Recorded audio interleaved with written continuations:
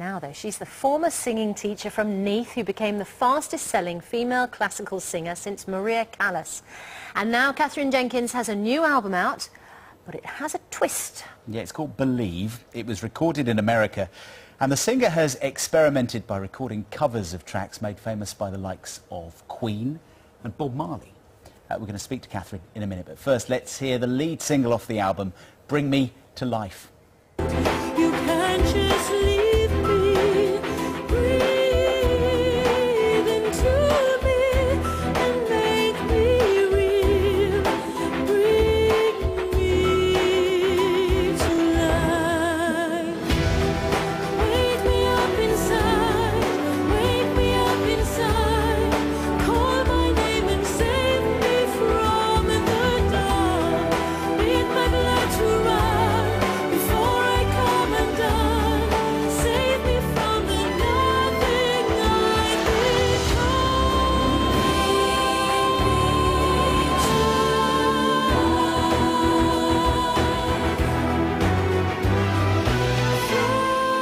frozen inside without your touch, without your love, darling,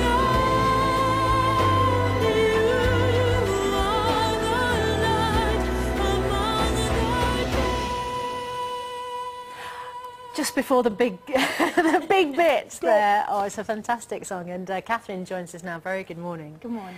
So it's an album of songs which are a bit more contemporary, a bit less classical. Yeah, I wanted to make an album that was more accessible, more in the vein of sort of the classical crossover thing.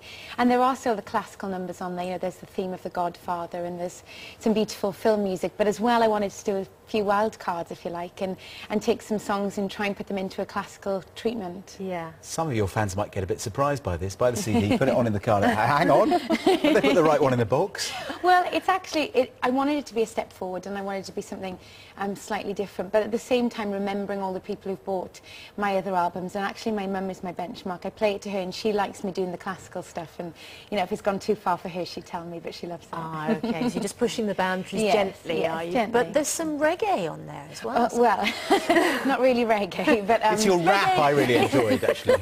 No, I wanted to do a version of the Bob Marley song No Woman No Cry, and it's in a completely different time signature. It's almost like a lullaby. It's quite sort of serene and you know, soft and gentle, and although I'm not in any way trying to do anything that compares to the original, I just thought it was nice to do something, you know, completely different, and I never thought I would do a version of a reggae song. Yeah, it's lovely because there is this sort of trend towards changing the styles of music, because you know, lots of us hear great songs and then you've decided to kind of belt them out in your inimitable style. You must have really enjoyed doing that. I do, and for me it's all about trying to encourage more people into classical music, and I've tried to do that from the very beginning of, you know, making albums.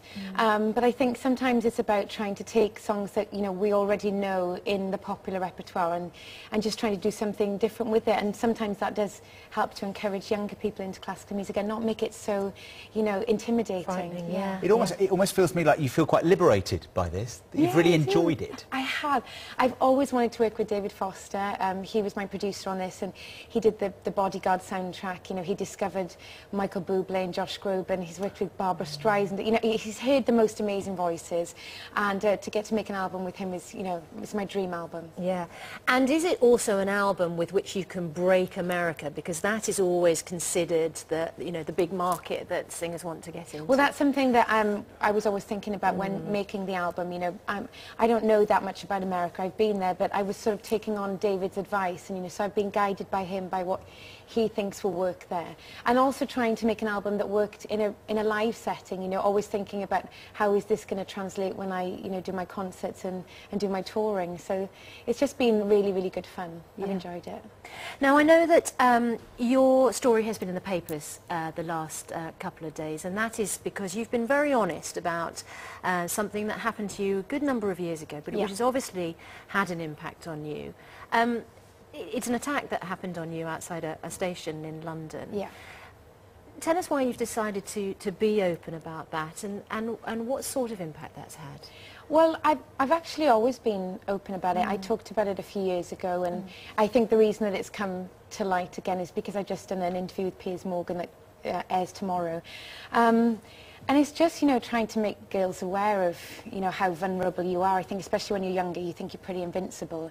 And trying not to be, and, you know, it happened to me when I was on the phone a few minutes away from where I lived, but telling my girlfriends that I was going to be, you know, home soon. And I think sometimes you're on the phone and you think you're doing it for comfort, but in actual fact, you look like you're distracted and therefore more likely maybe to be attacked. Yeah, and you were mugged effectively, but you were afraid that it could have been worse than that. Well, the police said that they thought it was an attempted rape, yeah. And that must have, you know, that's a horrible experience for you to go through.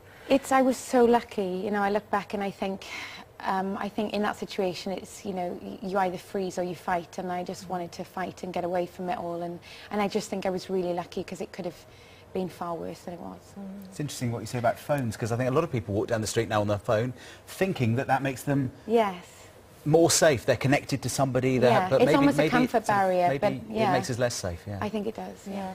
And you are, of course, you know, a role model to so many young people, so it's very important that what you say has an impact on other people, doesn't it? Well, it's just, you know, I've got a sister younger than me who lives in London, and, you know, friends, and I just think it's something that we've just all got to be aware of. I mean, don't let it rule your life, and, you know, I still think about it now, but I just think it's about just being aware of your surroundings. Yeah.